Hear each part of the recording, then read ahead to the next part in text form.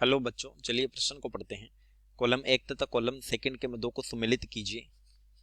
तो column first में दिया है विशिष्ट चालकता यानी कप्पा, मोलर चालकता अल्फा, क्यू आवेश, और कॉलम सेकंड में इनके सूत्र दिखाए। तो चलिए प्रश्न की मुख्य अवधारणा पे बात करते हैं। अवधारणा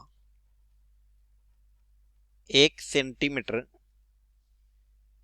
क्यूब विलियन की चालकता को यानी 1 मिलीलीटर विलियन की चालकता को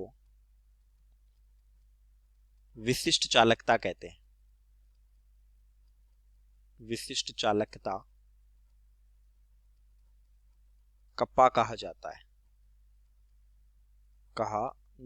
है। अब देखिए, पहले हम देखें विशिष्ट चालकता। कप्पा बराबर होता है चालकता गुणा सेल नियतांक। सेल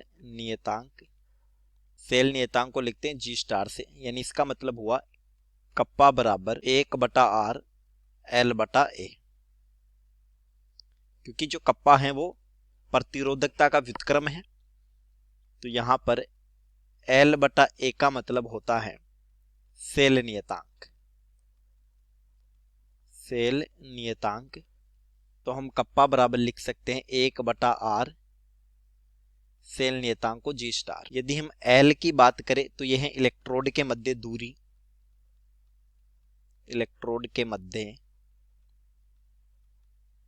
दूरी, और A है इलेक्ट्रोड के अनुप्रस्थ काट का क्षेत्रफल। इलेक्ट्रोड के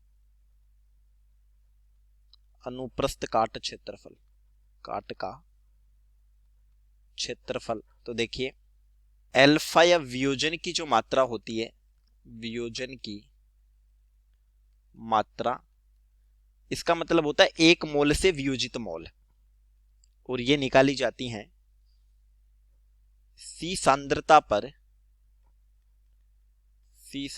पर मोलर चालकता। इसको हम लिख सकते हैं लेमड़ा MC बटा अनंत तनुता, या इसको बोला जाता है शून्य सांद्रता पर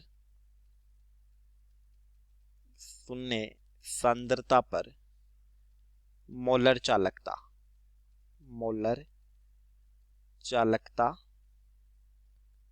लेमड़ा M अनंत, या इसी को लेमड़ा M शून्य लिखा जाता है। तो अल्फा का मान हो गया सी सांद्रता पर मोलर चालकता बटा अनंत तनुता पर मोलर चालकता। अब बात करें मोलर चालकता, तो देखिए मोलर चालकता का मतलब होता है 1 मोल विद्युत अपघट्य के विलयन की चालकता। 1 मोल विद्युत अपघट्य विलयन की चालकता, और ये होती हैं कप्पा गुणा 1000 बटा मोलरता, और मोलरता है सांद्रता। या जब मोल पर लीटर प्रयुक्त हो तो ये होती हैं कप्पा बटा मोलरता। तो देखिए, कप्पा हो जाएगा सेल नियतांक बटा प्रतिरोध, यहां R है प्रतिरोध। तो उत्तर फर्स्ट में आया D। सेकंड में मोलर चालकता कप्पा बटा सांद्रता या मोलरता, सेकंड में C। अल्फा वियोजन की मात्रा ये हो गई C सांद्रता पर मोलर चालकता बटा शून्य सांद्रता पर मोलर चालकता। तो थर्ड में B, और फोर्थ है Q होता है आवेश, और आवेश जो होता है वो धारा गुणा समय होता है, यानी I गुणा T। फोर्थ में आ गया A। चलिए, उम्मीद करता हूं प्रश्न समझ आया होगा। धन्यवाद।